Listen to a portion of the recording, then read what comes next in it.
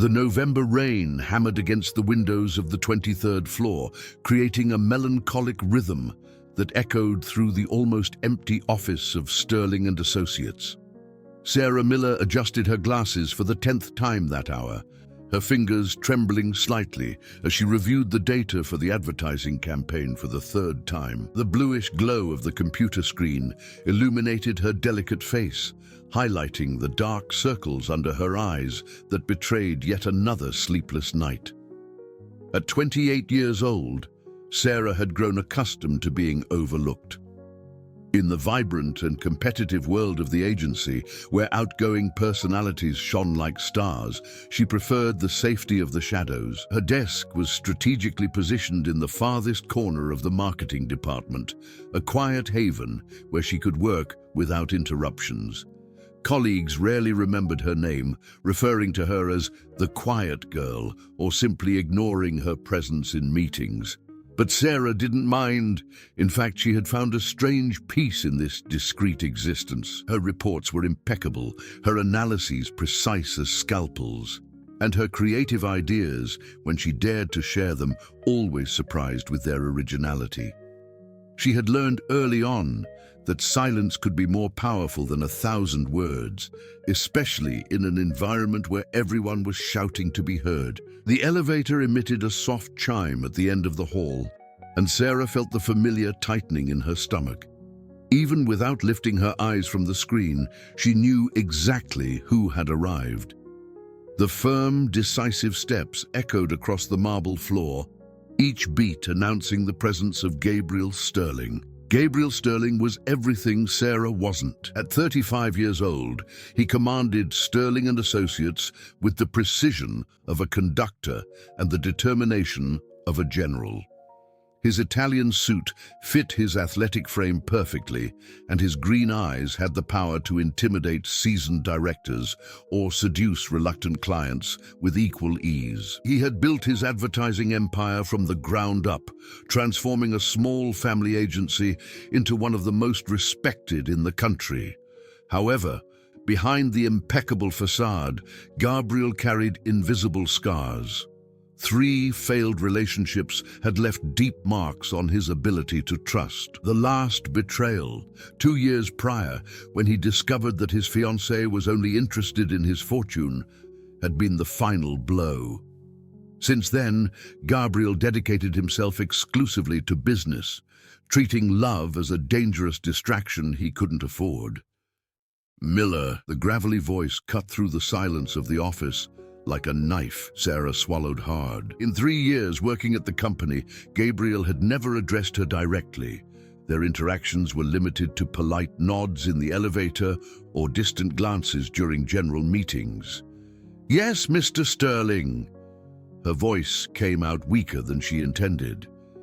Gabriel approached her desk, and Sarah could smell his expensive cologne mixed with the scent of strong coffee. He seemed even more imposing up close, his presence filling the entire space around her. "I need you to work late tonight. The Coastal Breeze campaign needs to be delivered tomorrow at 8 in the morning, and my key team is down with the flu." He paused, studying her face with an intensity that made her blush. "I've heard you have some good ideas." The comment caught her completely off guard. For years, Sarah had watched Gabriel from afar, admiring his dedication and professional competence. He was a fascinating enigma, powerful and inaccessible like a distant mountain. She had never imagined that he knew of her existence, let alone her work. Sure, Mr. Sterling, no problem." The words tumbled out, and she immediately regretted the nervous tone. Gabriel nodded curtly. "Great, we'll work together in the main conference room. Bring your files." As he walked away, Sarah felt her legs wobble. Working alone with Gabriel Sterling late into the night was a scenario she had never considered possible. Her secret and platonic daydreams about her powerful boss seemed childish in the face of the stark reality of the situation. By 9 in the evening, the office was completely empty, except for the 2 of them. The conference room, usually intimidating with its mahogany table and panoramic view of the city, had transformed into a battlefield of papers, laptops, and empty coffee cups. Gabriel had taken off his jacket hours earlier, and Sarah tried not to notice how the white shirt accentuated his broad shoulders. They worked at a frenetic pace, she providing precise data and creative insights, while he molded everything into a cohesive and powerful strategy. "You're really good at this," Gabriel commented suddenly, breaking the concentrated silence. "Why don't you ever speak up in meetings?" Sarah looked up from the computer, surprised by the personal question. I prefer to listen first. I think you learn more that way." Gabriel studied her for a long moment, as if he was seeing her for the first time. "Interesting. Most people here can't go 5 minutes without talking." It was almost midnight when they finally finished. The campaign was perfect, a harmonious combination of Gabriel's strategic vision and Sarah's creative sensibility. They were alone on the floor, the city sleeping below, when it happened. Gabriel got up to get more coffee and tripped on the laptop cord. Instinctively, Sarah moved to help him, and their bodies collided. For a moment, that seemed eternal. They were too close, their faces inches apart. Gabriel's green eyes met hers, and something shifted in the air between them. It was as if all the professional and social barriers had disappeared, leaving only two vulnerable and tired human beings. Then, without thinking, without calculating the consequences, Gabriel did something he had never done in a professional setting. He leaned in and kissed Sarah. The kiss lasted only a few seconds, but for Sarah, it was as if the whole world had stopped spinning. It was her first kiss, and the sensation of Gabriel's warm lips against hers awakened something deep and frightening in her chest. When he pulled away abruptly, she remained still, her eyes wide, one hand unconsciously touching her own lips. "Shit!" Gabriel ran a hand through his hair, his face contorted in an expression of horror. "Sarah, that shouldn't have happened." Reality crashed down on her like a bucket of cold water.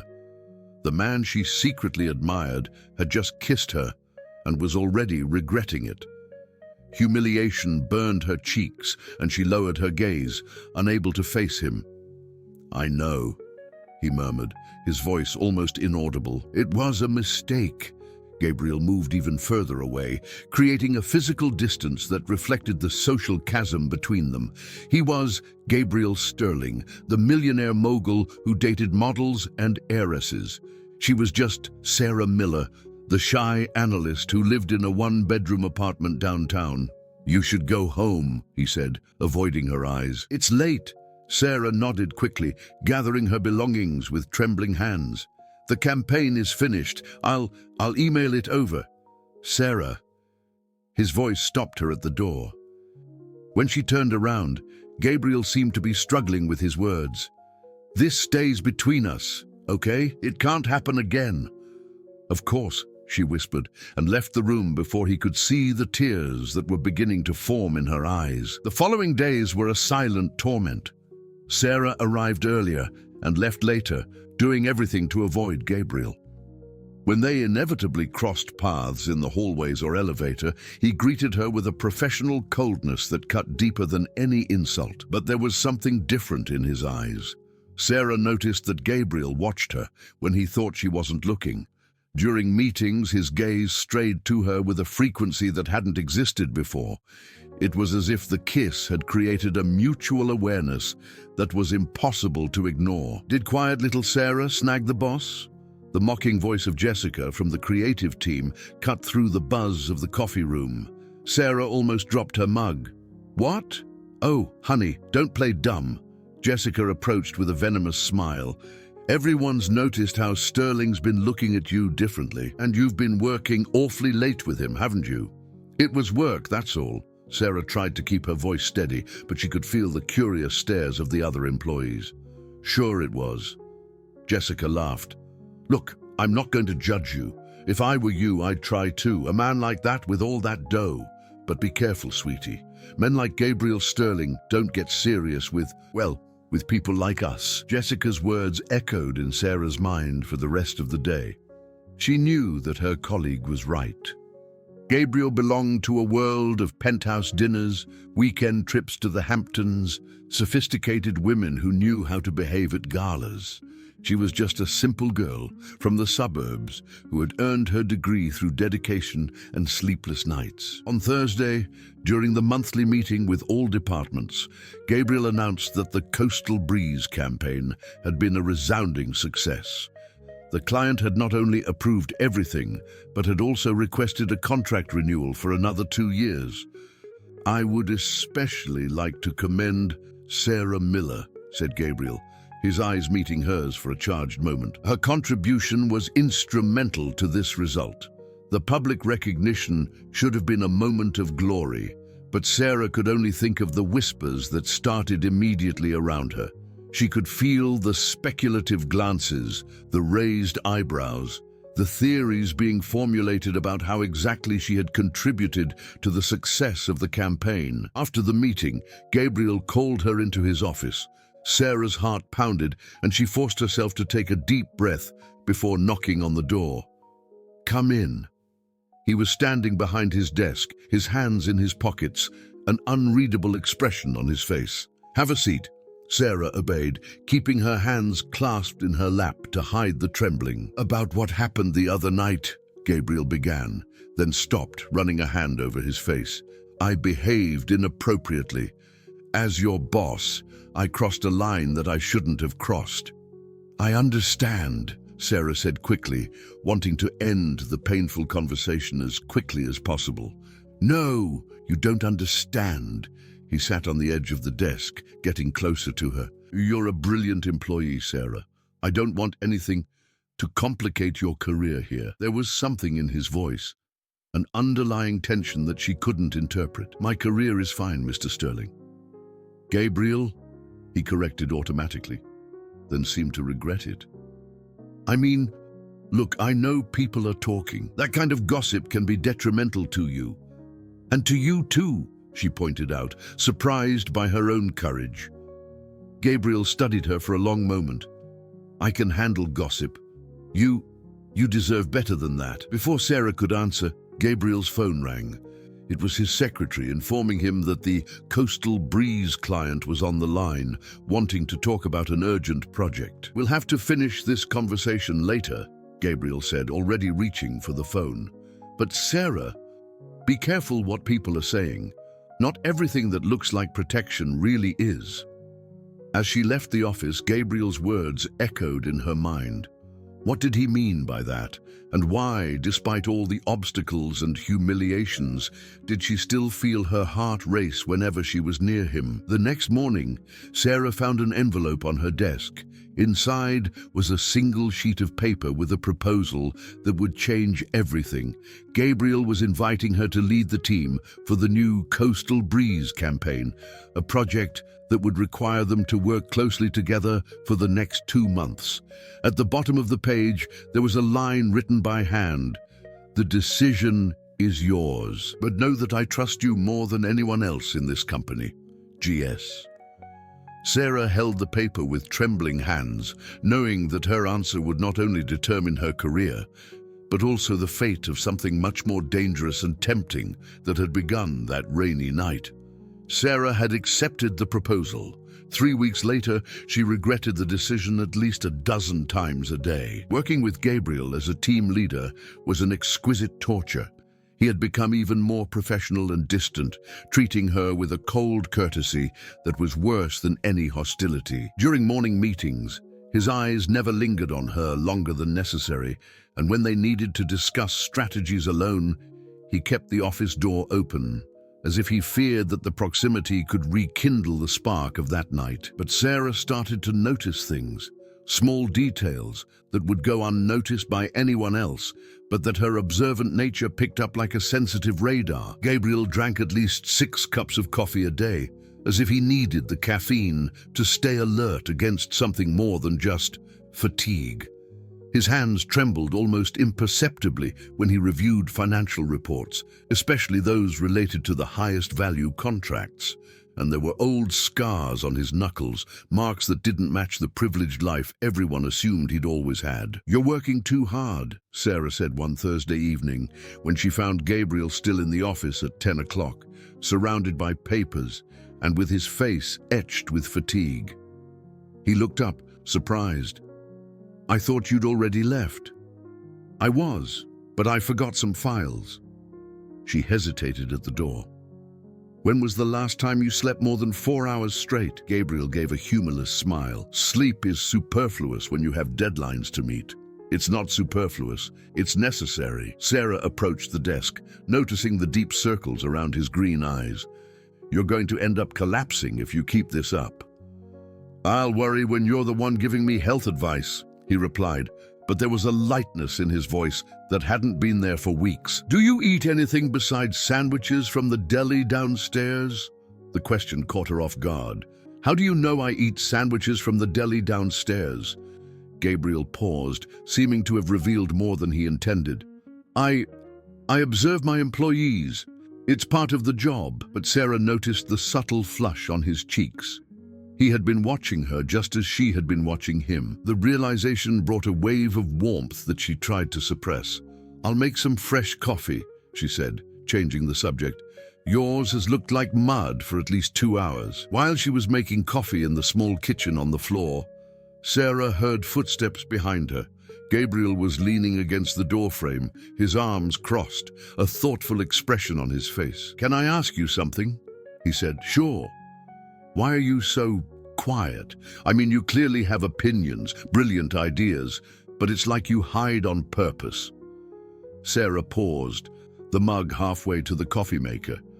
It was a question that touched on old wounds, memories that she preferred to keep buried. "Do you really want to know?" she asked, without turning around. "Yes. When I was 15, my dad lost his job. We were a lower middle-class family, nothing luxurious, but stable. Overnight, we had to move to a smaller apartment, cut expenses, and She took a deep breath. "I had to change schools, private school to public." Gabriel didn't say anything, just waited. "In the new school, I was different. Older clothes, patched backpack, different way of talking. The popular girls. They had a special talent for making me feel invisible, and I learned that being invisible was safer than being the target." Sarah finally turned around, meeting his eyes. "After a while, you get used to the shadows. It's easier to watch people from afar than risk getting close and finding out you're not welcome." Gabriel was silent for a long moment, something akin to pain passing over his face. "I understand," he said finally. "You understand." He hesitated, as if he were debating internally how much to reveal. "My father built this company from the ground up. Started as a small graphic design studio in Queens. When I was a kid, he worked 16 hours a day, 7 days a week. My mother said he was building our future." Sarah noticed that he spoke in the past tense.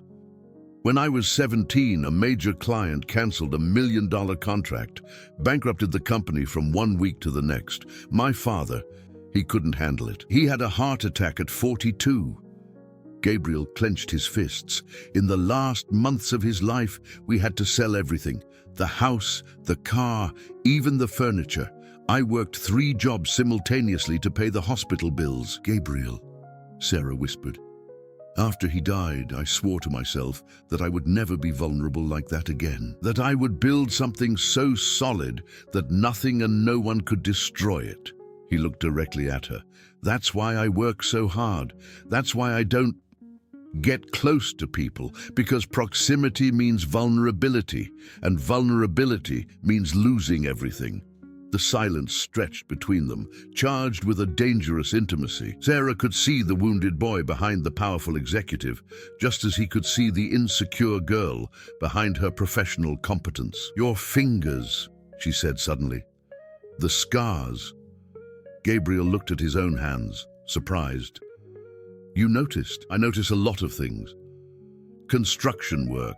I worked as a bricklayer's helper during high school. Didn't wear gloves because I couldn't afford them." He gave a bitter smile. "Funny how some marks never completely disappear." Sarah approached without thinking, her fingers lightly touching the old scars. "They're not shameful.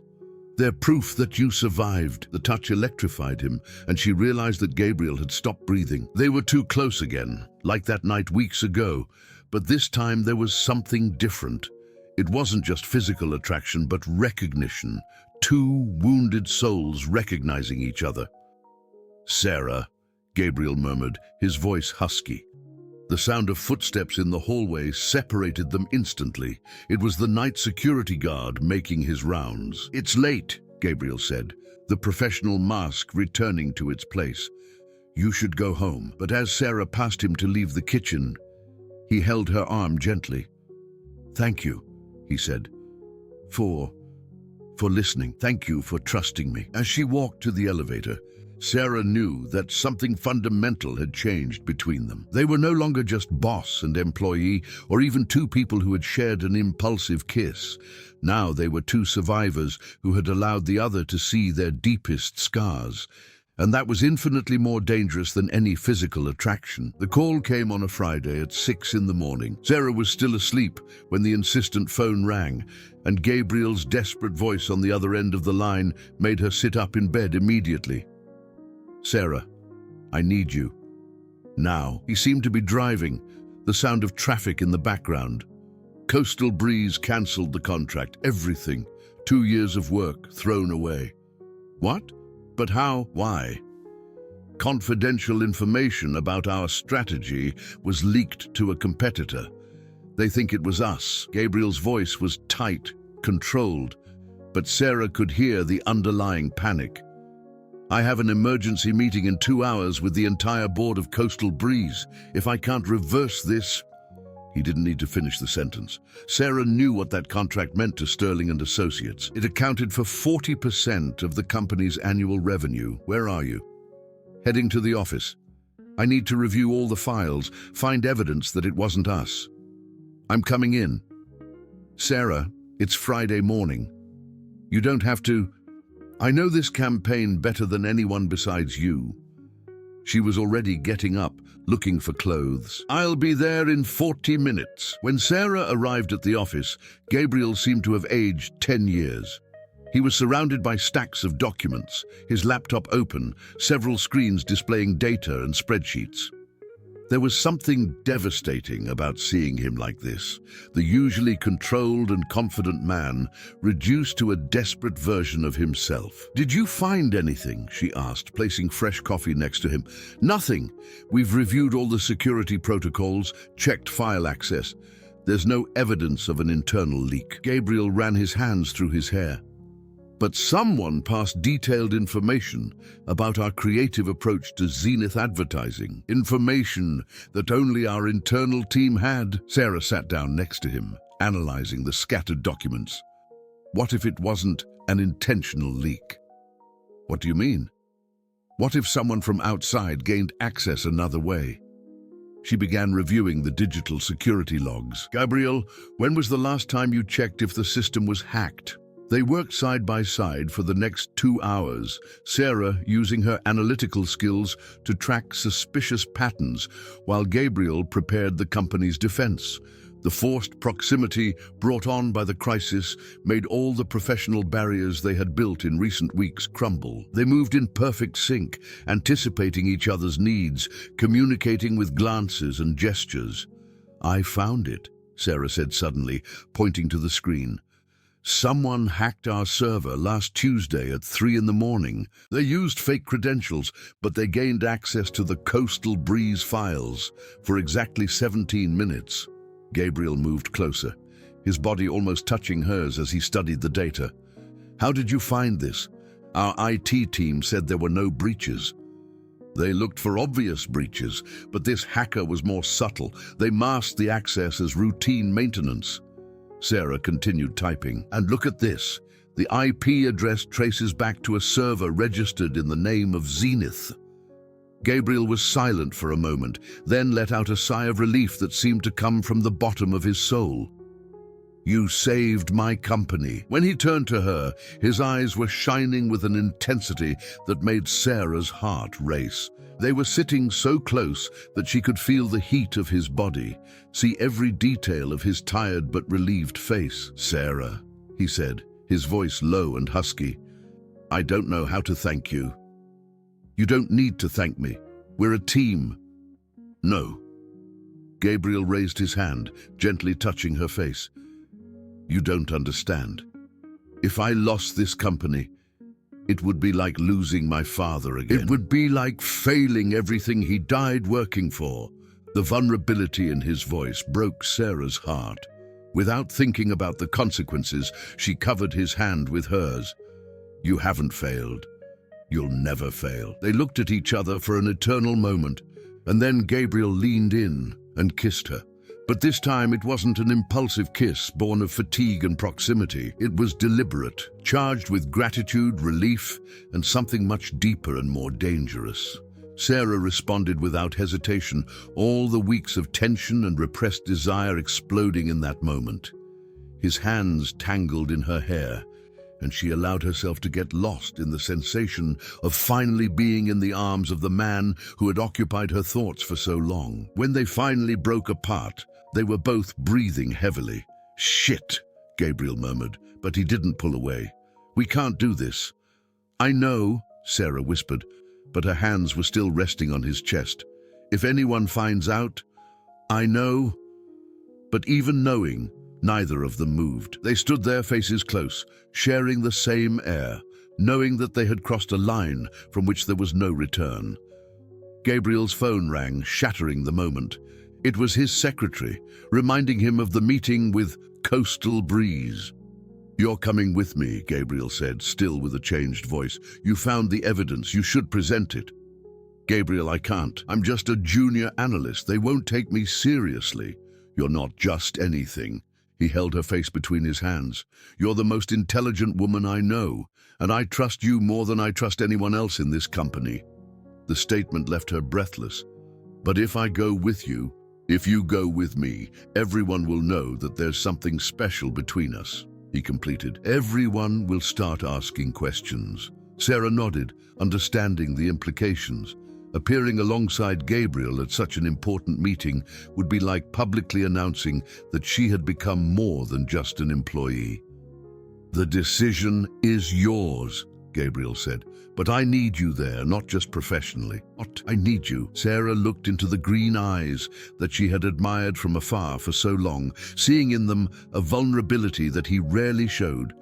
She knew that saying yes would change everything, her position in the company, how her colleagues saw her, and above all, the nature of her relationship with Gabriel. Okay, she said finally, I'll go. Gabriel smiled, a genuine and radiant smile that she had never seen before. Then let's save this company together. As they prepared to leave, Sarah knew they weren't just going to a meeting. They were heading to a point of no return, where pretending there was nothing between them would be impossible. The meeting with Coastal Breeze was a triumph. Sarah presented the evidence of the hack with a clarity and precision that impressed even the most skeptical executives. Gabriel watched her with barely disguised pride, his glances charged with an intimacy that did not go unnoticed by those present. When they finally managed to reverse the cancellation of the contract, he had to control himself not to kiss her right there in front of everyone. You were perfect, he murmured in the elevator as they descended to the parking garage. Absolutely perfect. The tone of his voice, low and full of admiration, made Sarah blush. I just did my job. No. Gabriel stopped the elevator between two floors, pressing the emergency stop button. In the confined space, the sexual tension between them was palpable. You saved everything that matters to me. Before she could answer, he pinned her against the elevator wall and kissed her with a desperate intensity. This time, Sarah didn't hesitate to respond, her fingers tangling in his hair as she lost herself in the sensation of being desired by Gabriel Sterling. When they broke apart, they were both breathless. I can't pretend I don't feel anything for you anymore, Gabriel said, his green eyes burning with desire. Since that first night, you're all I can think about. Gabriel, she started, but he silenced her with another kiss. I know it's complicated. I know there are obstacles, but I don't care anymore. He rested his forehead against hers. Have dinner with me tonight. Not as boss and employee, as Gabriel and Sarah. It was dangerous. It was reckless. It was everything Sarah had dreamed of and feared at the same time. Yes, she whispered.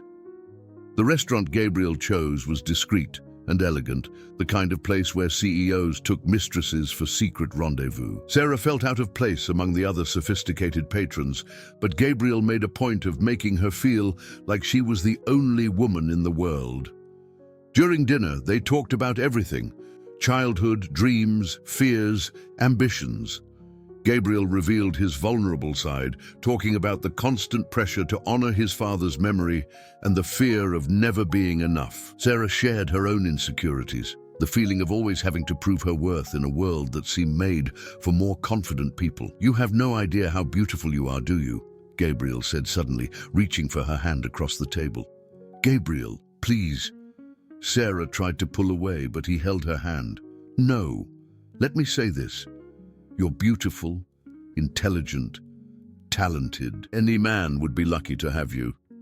Including you." The question slipped out before she could stop herself. Gabriel grew serious.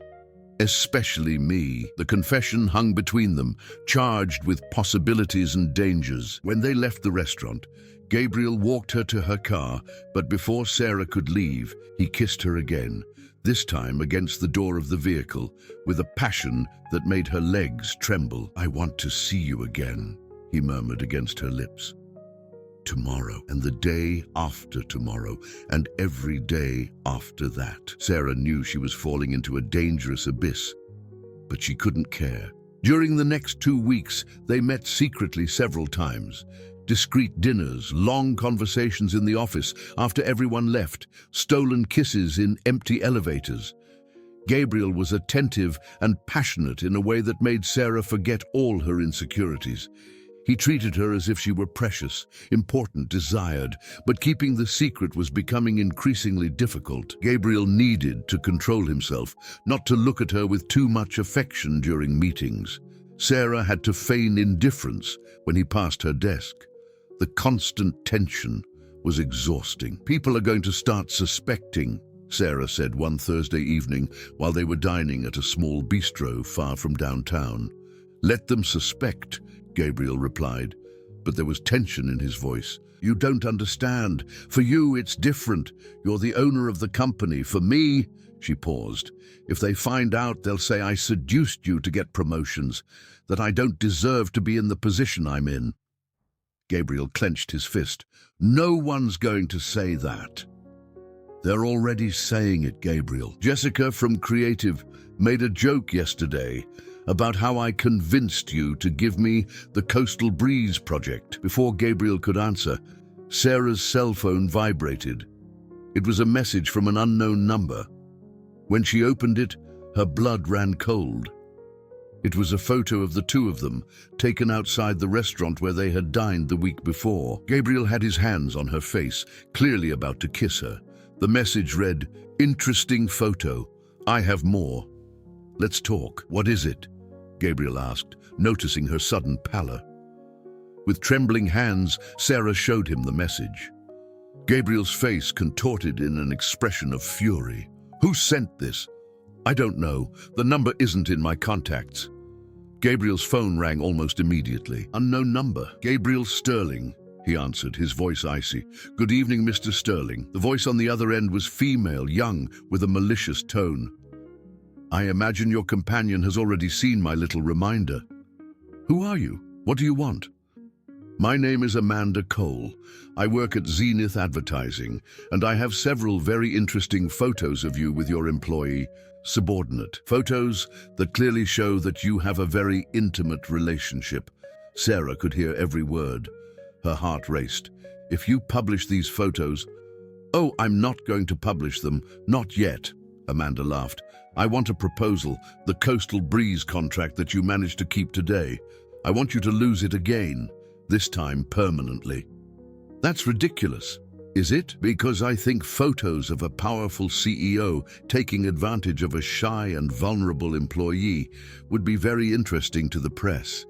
especially when I tell the story of how she magically got a promotion after they started seeing each other." Gabriel looked at Sarah, who was visibly shaken. "What exactly do you want?" "Simple. You're going to sabotage your own Coastal Breeze campaign. You're going to do such a bad job that they'll cancel the contract and hire Zenith. In exchange, I'll keep the photos to myself. What if I refuse? Then tomorrow morning, all the business newspapers in the city will receive a very interesting package: photos, dates, locations. The story of how Gabriel Sterling uses his position to seduce young and vulnerable employees. How do you think that will affect your reputation and hers?" The line went silent for a moment. "You have 48 hours to decide. Oh, and don't try to find me or report me. I have copies of the photos in several safe locations." The call ended, leaving Gabriel and Sarah in deadly silence. "Oh my God," Sarah whispered. "What are we going to do?"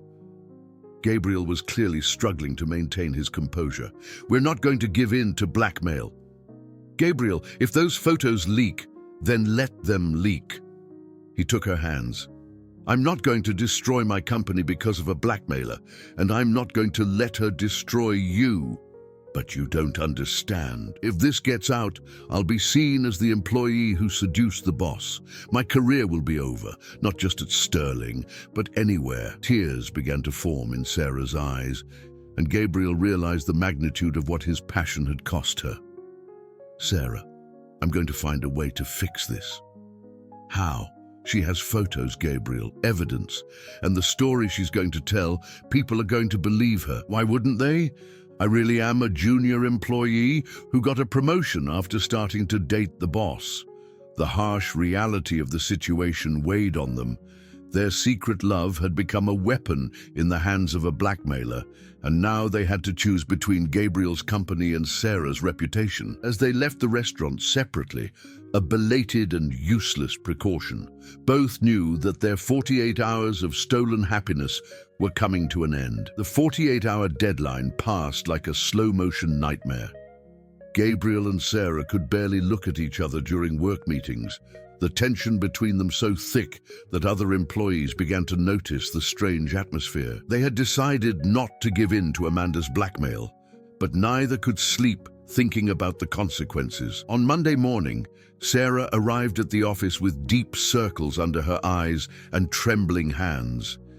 Gabriel was already there, his face grim as he spoke on the phone with lawyers, trying to find some legal loophole to stop Amanda. When their eyes met through the glass of his office, she saw the despair he was trying to hide.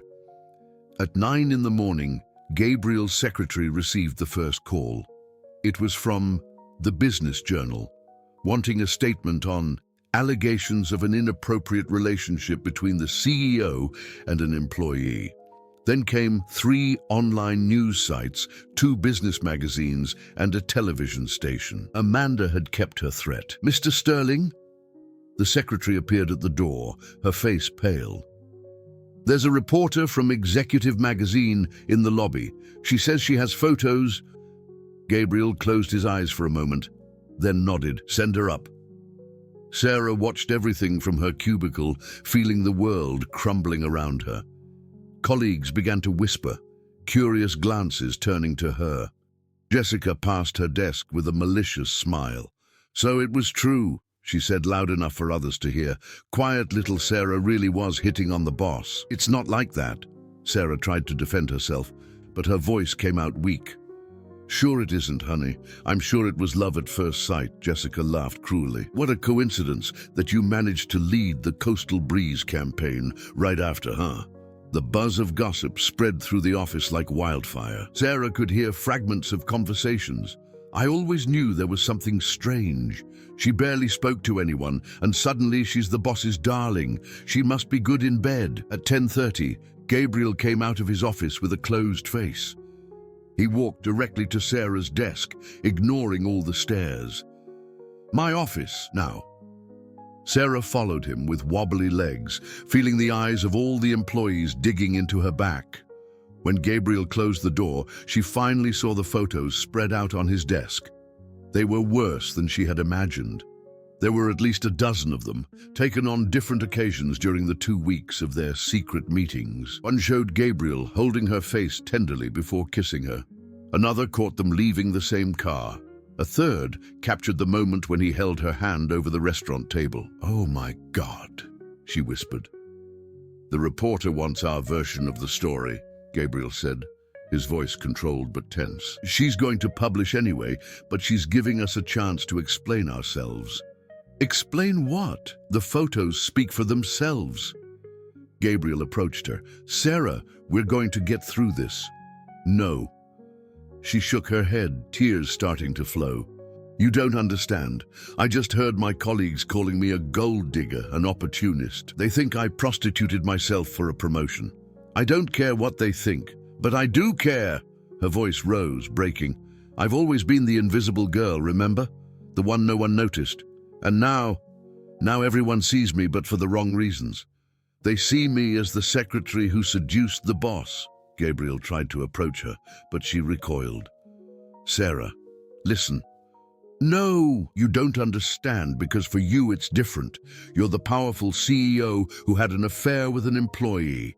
At most, they'll say you're a charmer. But me, I'm the gold digger, the opportunist, the woman who used her body to get what she wanted." The door opened suddenly and Jessica walked in without knocking. "Sorry to interrupt," she said with false innocence, "but there are more reporters arriving. And oh, Sarah, your parents are in the lobby. Apparently they saw the news online." Sarah's blood ran cold. Her parents had seen. Everyone had seen. "Get out of my office," Gabriel growled at Jessica, who left smiling. "My parents—" Sarah began to hyperventilate. "They saw the photos. They know that I—" "Breathe," Gabriel held her shoulders. "We're going to fix this." "How?" She stared at him through her tears. "How are we going to fix this? My reputation is destroyed, my career is over, and your company—" "Gabriel, when clients find out you have relationships with employees, they're going to question your professionalism." Gabriel was silent because he knew she was right. "I need to get out of here," Sarah said suddenly. "I need to resign." "No."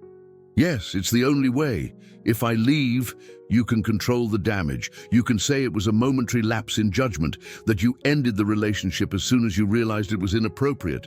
"Sarah, don't do this. You have to choose, Gabriel, your company or me, and we both know what the right choice is." Gabriel clenched his fists.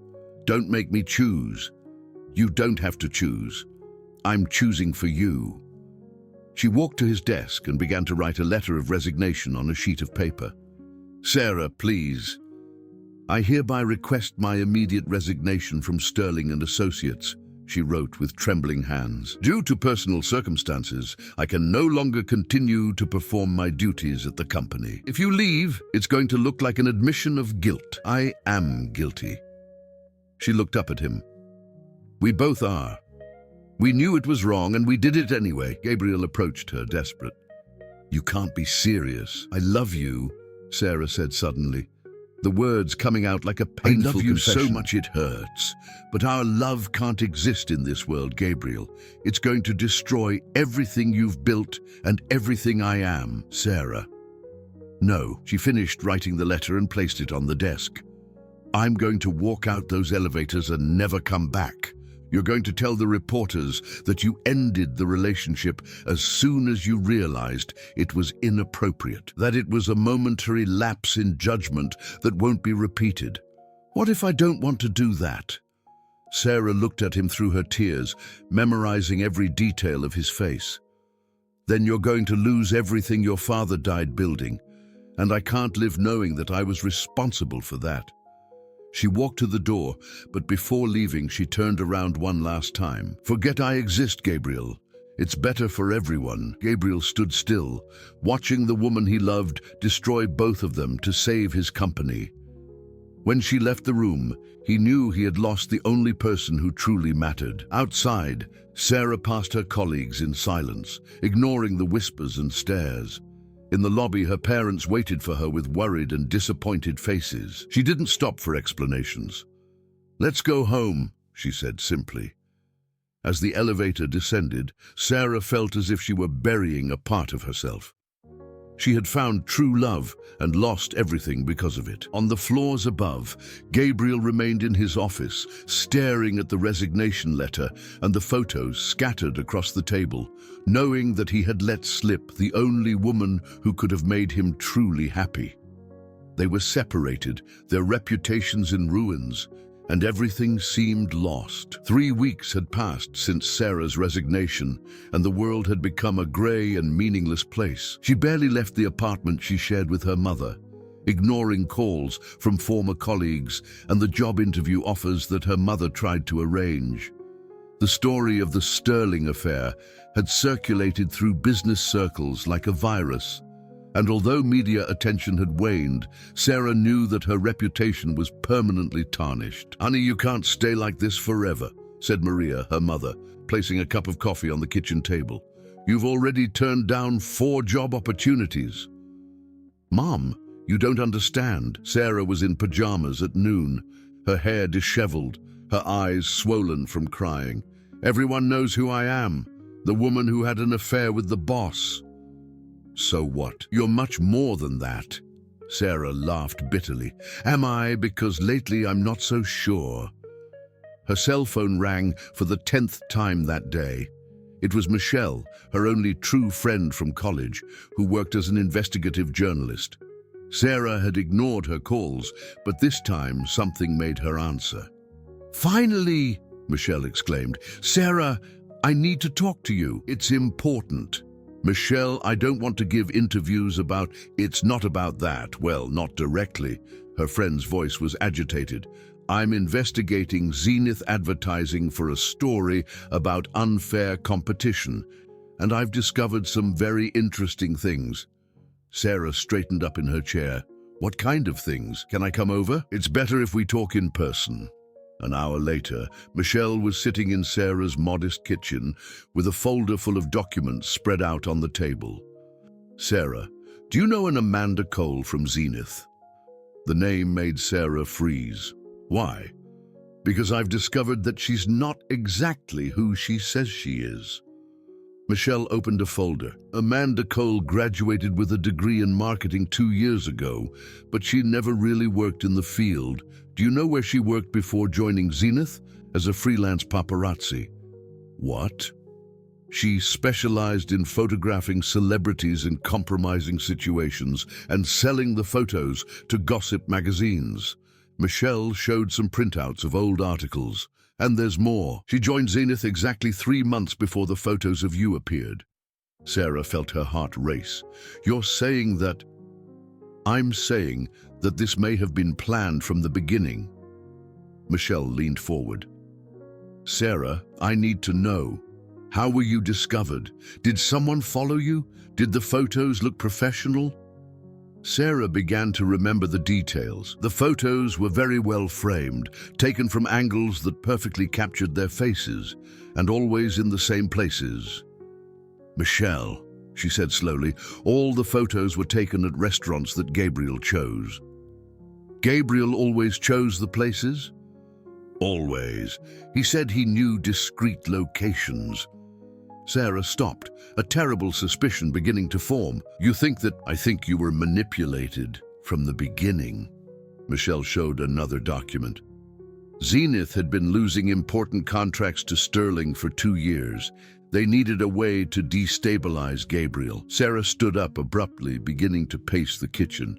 "But that doesn't make sense. Gabriel and I got close by chance because of the Coastal Breeze campaign."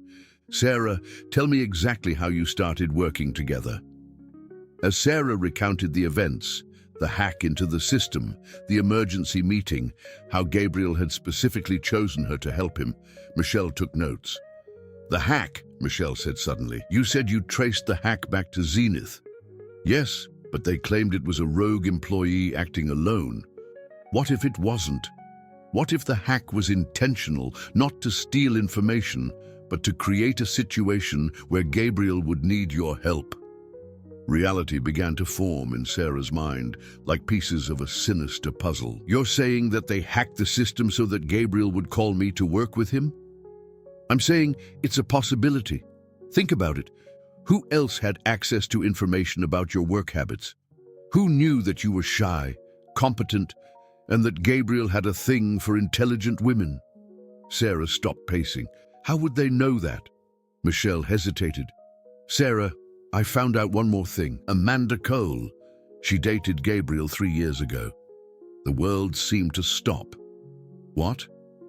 It was a brief relationship, only a few months, but she knew him well enough to know exactly how to manipulate him. Michelle showed an old photo of Gabriel and Amanda at a social event. She knew that he felt guilty about his father's death, that he was afraid of losing the company. She knew his vulnerabilities. Sarah sat heavily in her chair, trying to process the information. So, it was all a setup? Our relationship, my feelings. Your feelings are real, Sarah, and so are his. But you were manipulated to get close, and then blackmailed to separate. Why? What was the point?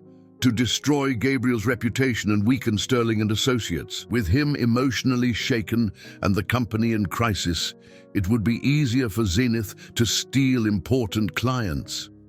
Sarah felt a fury rising in her chest, a clean and powerful anger that she had never felt before. They played with our lives. They destroyed everything that we... Sarah, Michelle interrupted, I need more evidence to publish this story. Do you have a way to contact Gabriel? I can't. After what happened, he needs to know this. You both need to know that you were victims. Sarah closed her eyes, trying to find courage. For 3 weeks, she had blamed herself for ruining Gabriel's life. Now she discovered that they had both been pawns in a cruel game. There's one more thing, Michelle said softly. I heard that Gabriel didn't give any interviews after you left. He didn't talk to the press. He didn't deny the relationship. He just stayed silent. How do you know that? Because I tried to interview him. His secretary said he's not taking reporters. And according to my sources at the company, he's been different, more withdrawn, sadder. Sarah felt her heart clench. He must hate me, or he must be suffering as much as you are. That night, Sarah stayed awake until dawn, rereading all the evidence that Michelle had left. The truth was clear. They had been manipulated by a revenge-thirsty woman and an unscrupulous company. Their love, which she had considered impossible and destructive, was actually the only real thing amidst all that charade. For the first time in weeks, Sarah felt something beyond sadness and shame. She felt determination. Gabriel deserved to know the truth. He deserved to know that he hadn't been guilty of destroying their lives, that they had both been victims of an elaborate conspiracy. More than that, Amanda Cole and Zenith deserved to pay for what they had done. Sarah got up, went to the bathroom mirror and looked at herself for the first time in days. The woman staring back was different. She was no longer the shy girl hiding in the shadows, nor the insecure employee who feared being seen. She was a woman who had been hurt, manipulated, and underestimated. And it was time to fight back. Amanda Cole, she said to her reflection, you have no idea who you're messing with. Sarah spent the entire morning at the salon for the first time in months. She cut her hair, got her nails done, and chose an outfit that made her feel powerful. A navy blue blazer that highlighted her eyes, and a skirt that showed off her legs with discreet elegance. When she looked in the mirror, she saw a transformed version of herself. She was no longer the broken woman who had hidden at home for weeks. At 2 in the afternoon, Sarah was in the lobby of Sterling and Associates, her heart beating fast, but her determination unwavering. The receptionist recognized her immediately, her eyes widening in surprise. Sarah, I need to speak with Mr. Sterling. It's urgent. But he said he doesn't want to see, he's not receiving. Tell him it's about Amanda Cole and Zenith. He'll want to hear me out. 15 minutes later, Sarah was standing in front of Gabriel's office door, taking a deep breath before knocking. When she heard the familiar voice saying, "Come in," her determination almost faltered. Gabriel was standing by the window, his back to the door. When he turned around and saw her, his expression went through a series of emotions: surprise, pain, hope, desire. Sarah. His voice was husky, as if he hadn't spoken much in recent weeks. "Gabriel." She closed the door behind her. "We need to talk." He seemed to have lost weight, and there was a sadness in his eyes that made her heart clench. "Sarah, I tried to call you several times, but I know I wasn't ready to listen." She approached his desk, placing the folder of documents that Michelle had prepared. "But now I am." Gabriel looked at the folder, confused. "What is this?" "The truth." Sarah opened the documents, spreading them out on the table. "The truth about Amanda Cole, about the photos, about how we were manipulated from the beginning." For the next 20 minutes, Sarah explained everything that Michelle had discovered. Gabriel listened in growing silence, his hands clenching into fists as he understood the magnitude of the betrayal. "She knew me," he said finally, his voice filled with contained fury. "Amanda knew exactly where to get to me, how to make me vulnerable. And she knew you would choose me to help with the Coastal Breeze campaign. After the hack that she herself orchestrated." Gabriel stood up abruptly, beginning to pace the office. "We were pawns in a dirty game. Our feelings were used against us. Our feelings were real, Gabriel." Sarah stood up too, facing him. "That's what matters. What we feel for each other was real." He stopped pacing and stared at her. "Was? Is," she corrected, feeling the tears welling up. "For me, it still is." Gabriel closed the distance between them in 2 steps, holding her face between his hands. "For me too. Every damn day since you left, Sarah. Every sleepless night, every morning I wake up hoping to see you at your desk." "Gabriel, I love you," he said, his voice broken with emotion. "I love you, and I let you go because I thought it was best for you. But these 3 weeks have been hell on earth." "I love you too," she whispered. "And I'm going to make Amanda Cole pay for what she did to us." The kiss was inevitable, desperate, filled with weeks of longing and pain. When they broke apart, they were both crying. "What are we going to do?" Gabriel asked. "We're going to destroy her," Sarah said with a determination that surprised him. "The same way she tried to destroy us." An hour later, they were at the newsroom of the newspaper where Michelle worked, along with 2 lawyers that Gabriel had hired. The plan was simple but devastating. Publicly expose Zenith's conspiracy with all the evidence they had collected. "The photos that Amanda took without authorization constitute invasion of privacy," explained one of the lawyers. "Blackmail is a crime, and using illegally obtained information to harm a competing company is unfair competition." "She's not going to get away with it," Gabriel said, his voice as cold as ice. "And you?" Michelle asked. "Are you going to publicly acknowledge the relationship?" Gabriel looked at Sarah, who nodded firmly. "Yes," he said. "We're not going to hide anymore." The article was published the next day with the headline, "The Dirty Scheme Behind the Sterling Scandal." Michelle had done an impeccable job, presenting all the evidence clearly and irrefutably. The article showed how Amanda Cole had orchestrated the entire plan to harm Gabriel and his company, using his relationship with Sarah as a weapon. The repercussion was immediate and devastating for Zenith. Clients cancelled contracts, employees resigned, and Amanda Cole was fired and criminally charged. 3 days later, Gabriel called a meeting with all the employees of Sterling and Associates. Sarah was standing next to him, wearing a red dress that made her look like a queen. "All of you know what has happened in recent weeks," Gabriel began, his voice echoing through the packed auditorium. "You know about the photos, about the scandal, about Sarah's departure." Murmurs rippled through the room. "What you didn't know is that we were victims of an elaborate conspiracy to destroy our company and our personal lives." He briefly summarized the events revealed in the article. "Sarah Miller," Gabriel continued, reaching out his hand to her, "is the most intelligent, courageous, and honest woman I know. She has saved this company more than once, and I have been lucky enough to fall in love with her." Sarah took his hand, feeling the strength he transmitted to her. "Yes, we are in a relationship," Gabriel said, meeting every face in the audience. "And no, She didn't get her position because of it. She deserves it because of her exceptional competence. Anyone who questions that can look for another job. The silence in the room was total. Sarah, Gabriel turned to her, taking a small box from his pocket. You gave me the courage to fight when I was ready to give up. You showed me that love is worth any risk. Sarah's eyes widened as he knelt right there in front of all the employees. Marry me, he said, opening the box to reveal a dazzling ring. Be my partner in life and in business. Be my queen. Tears streamed down Sarah's face as she looked at the man who had transformed her life. After so many years hiding in the shadows, she was finally being seen, loved and valued for who she really was.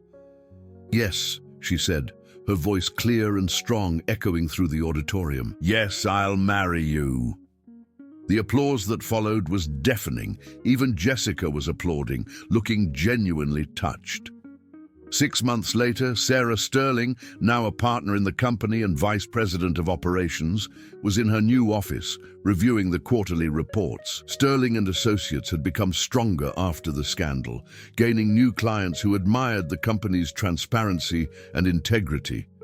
Gabriel entered without knocking, as he always did, and came up behind her to kiss her neck. How's my favorite partner doing? He murmured against her skin. Very busy, she said, but leaned back against him. We have the presentation for ExxonMobil tomorrow. Which can wait. Gabriel turned her chair around to face him. Today is exactly 1 year since our first kiss. Sarah smiled, remembering that rainy night that had changed everything. The stolen kiss that changed our lives. It wasn't stolen. Gabriel pulled her into his arms. It was given by two people who recognized each other and had the courage to fight for what they felt. As they kissed in the office they now shared, Sarah thought about how her life had transformed. The shy girl who hid in the shadows had become a powerful and loved woman. The love that seemed impossible had overcome all obstacles. And Amanda Cole was serving time for blackmail and invasion of privacy, watching from her cell the happiness of the couple she had tried to destroy. True love, after all, always finds a way.